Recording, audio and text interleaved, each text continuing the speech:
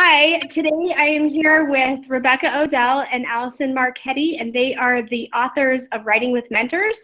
And I'm super excited to talk to them about some issues and some things that they think about writing instruction. So you guys want to say hi? Hi, thanks for having us. Awesome. So I'm going to ask the first question is, what do you think is the greatest weakness in traditional methods of teaching writing? There are a few. I think, well, first of all, this has been like a big obsession of mine recently, going back and reading Donald Graves and Donald Murray. But I want to make sure that all of your people know that the writing workshop method is really, it's not new. You know, Donald Murray was writing about this and researching it in the 60s. So around here at our school, we get lots of questions about this newfangled way we teach writing, and we're always trying to point out to people that this isn't really new at all. This has been around for, 40, 50 years that teachers have been working this way. Maybe not as many as we would hope, but it's been around for a long time. So I think one of the biggest problems is the isolation for student writers. When they're assigned a piece of writing to go home and tackle on their own, they don't have anyone there to help them, which is kind of counterintuitive, because you wouldn't learn to fly an airplane by being thrust into the cockpit and being told, good luck, go fly that plane. You have an instructor there right beside you, showing you the moves, teaching you how to do it. And so I think that teaching through a workshop model provides that same kind of instruction for student writers. An instructor right beside them, helping them learn how to fly that plane, how to do that writing thing. Mm-hmm. I think a related issue is that the humanity really gets sucked out of writing when students are assigned writing, told to do it at home, bring it back in at a later date, comments are written, red pen, scraping across the page. I think a lot of the writing that students are asked to do is just void of the person behind the words. And that is a result of writing in isolation. It's a result of disconnect between teacher and student, because there's not a lot of personalized instruction happening in the classroom. That's the result of topics being assigned. So what students are writing about, they don't care about. There's no passion there. And for us, Writing Workshop has been the solution to a lot of those problems. And it's also, just like you were saying, it's so disconnected from the real world of writers. Mm-hmm. When we teach students or send them home to write a 5-paragraph essay on the theme of the Scarlet Letter, where we've kind of given them blanks essentially to fill in for each paragraph, they might write a pretty decent essay, but they can't replicate that. That's not real. They can't take that to college. They can't take that to the workplace. They can't use that skill again, because it's not a skill, it's a formula. So I think that those methods of kind of rooting English classroom writing in pure academia is also really limiting to all that students could achieve if they saw themselves as real writers who do the same things and make the same choices that real writers make. And that's really important. I think that in traditional writing instruction, we assume that writers can't. That our student writers can't write. And we're really operating, in a traditional method from a deficit model, whereas a writing workshop approach assumes that, there is a story inside that can be drawn out. And I think that's one of the main differences between a traditional method and something that's more student-centered.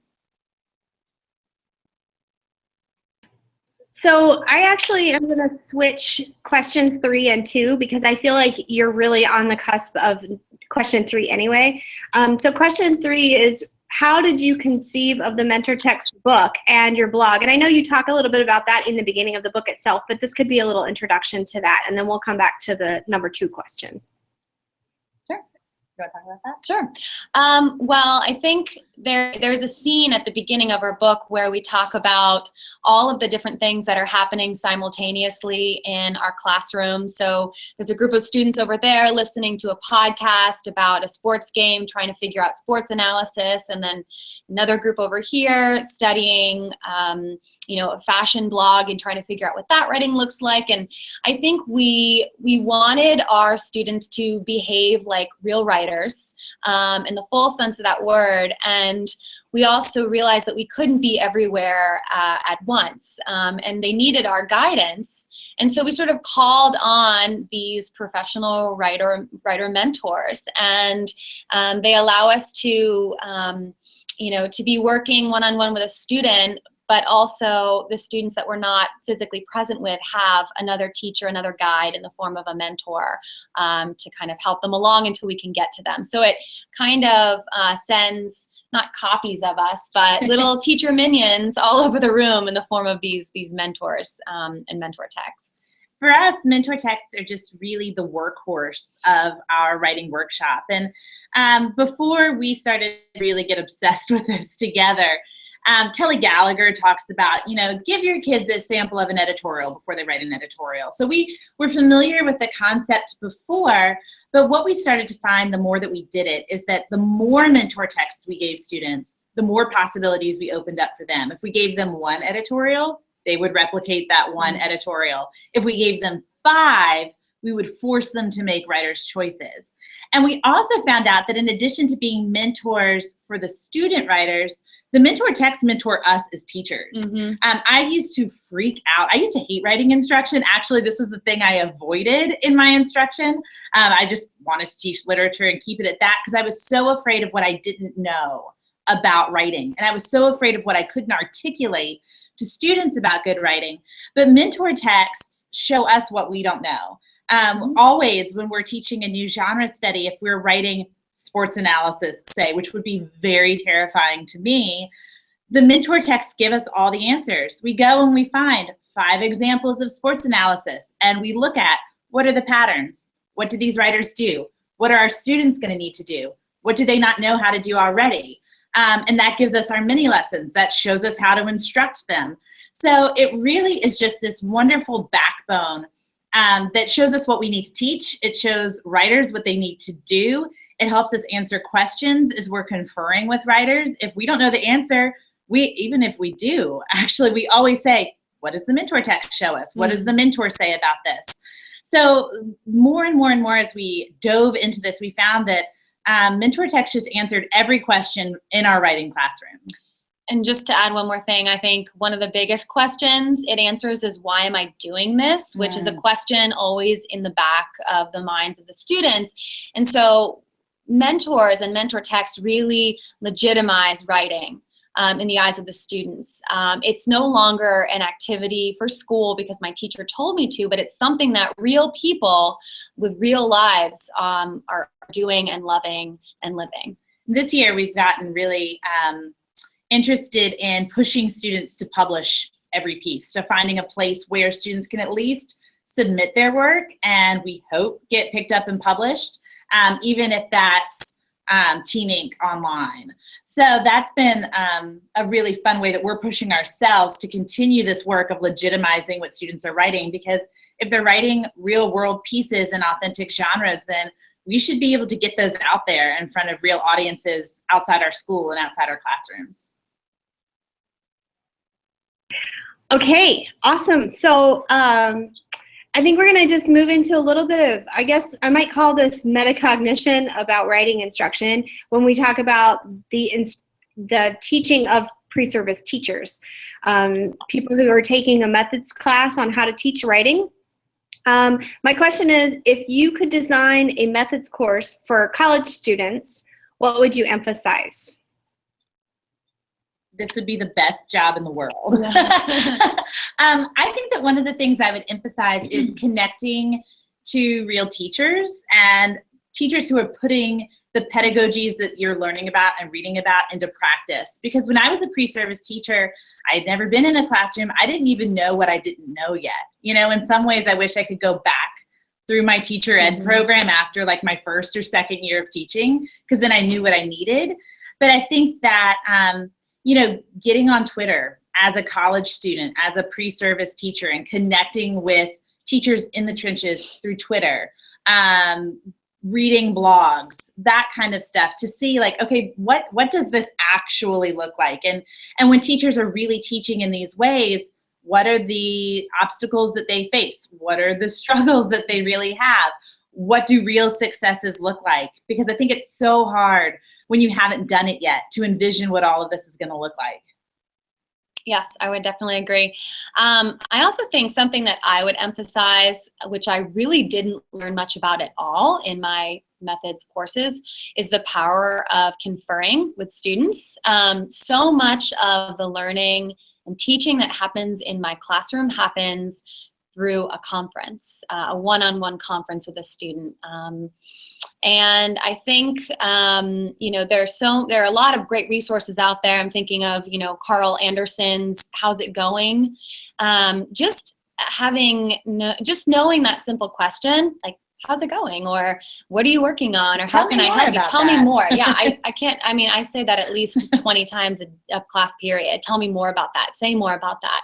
Having some authentic, meaningful conferring strategies, and then as a student teacher, being able to actually practice that, and pull up a chair next to a student desk and really try on some of those conferring techniques, because it can be a little rocky in the beginning. It can feel a little bit forced, but once you get into the zone, the conferring zone, it just opens up so many possibilities. And in addition to the teaching of the skills that occurs, you are bonding with that student. There's nothing quite like it. It can't really be replicated in any other way. So the power of conferring is something that I would definitely choose to emphasize.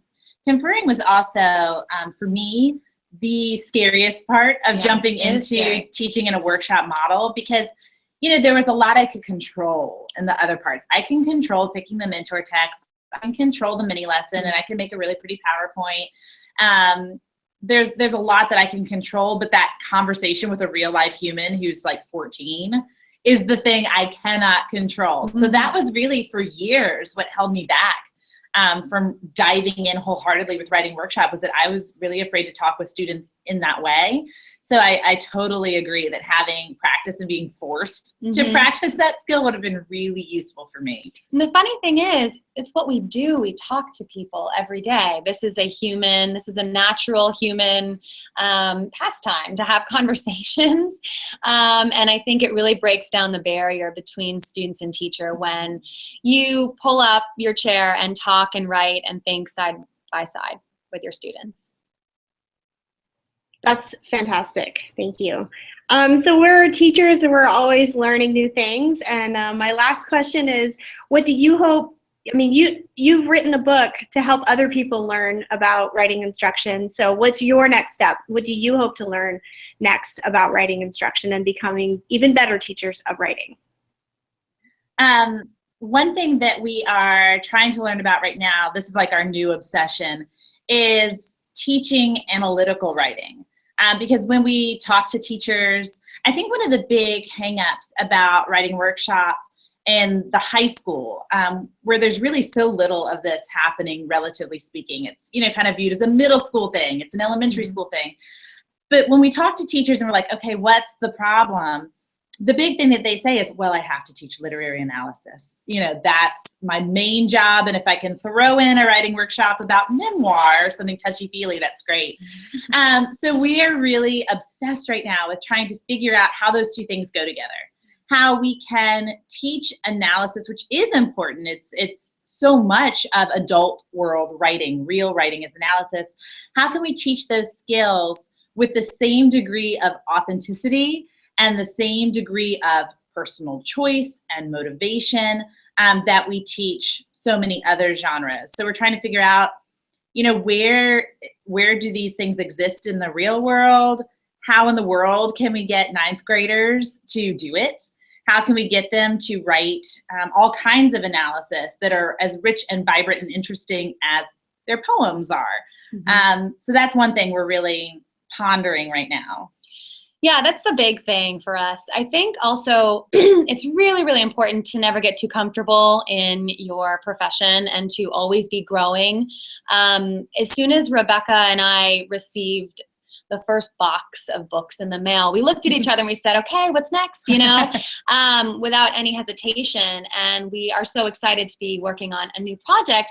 And what that does is it really puts the spirit of experimentation and play at the center of what we do in our classrooms. And our students know that we're trying new ideas out on them. And I think we hope that modeling the spirit of play and the value of experimentation in our own practice might encourage it in their own worlds, and specifically in their writing. But don't be afraid to try something new, to just start tomorrow and dig in, because it's easier to sort of wait and get scared about a new idea, but you have to just start and see what happens. Yeah, and there's nothing better than making those discoveries and having those breakthroughs and aha moments, like just last class period. I teach through that wall. Yeah. And Allison teaches in here. So we're really lucky that we're so close to each other. But just last class period, like in the middle of class, I texted Allison. I was like, oh my gosh, I just had an aha moment because Charlie asked me a really good question about claims. And so those discoveries that you make, we're really lucky to have each other. But even if you don't have sort of a partner in those discoveries, those are the best moments when kids make those discoveries and they have aha moments. But also when you do, when you've really been wondering about something and you hit on an idea that works, those are the moments that like bring you back tomorrow morning. Mm-hmm. That's great. And again, you've provided such a perfect segue to the question that I really should have started with. Mm-hmm. I should have asked you to introduce yourselves and tell us a little bit about where you teach, what grades you teach. People always want to know that. And now you've already answered whether you're in the same school, but how long have you been teaching there? And just maybe wrap up by introducing yourself in a nice backwards fashion. Okay. Well, I'm Rebecca, and we do teach together. We teach at Trinity Episcopal School, which is a small independent school in Richmond, Virginia. This is our 4th year here. We both came in the same year, did not know each other at all before this. And I'm sorry, I'm just reading your text that you graduated from here. That's crazy. Oh my gosh. Yes, Wow, I did. what a small I knew that you were in That's Richmond, but I had no idea you were there. Wow. Your principal totally knows me, so you should go ask him about me. That's so great. Wow. So anyway, we've been here 4 years. Before we were both in public schools. I was in public school for 8 years. Allison was in public school for four or five. And then we just came here at the same time. It's a really fun story. This is like our fated story of our teaching relationship. There was one job opening, and like by a miracle, they hired both of us. Yeah. They made a space for both of us. So that's how we met. And became instant teacher soulmates. I teach Writing Workshop 9, which is an unleveled 9th grade English class, and I also teach 12 IB. And I also teach, we call it Reading Writing Workshop 9, that unleveled 9th grade class, and I teach 8th grade. So I get to, step into the world of middle school every day for a little bit of time. Well, that is super awesome, and I just really appreciate you all chatting with me today, and I know you probably have to run to your next class, but I'm going to stop the broadcast so we can chat for another minute after, and I just want to say thanks again. Thank you for having us.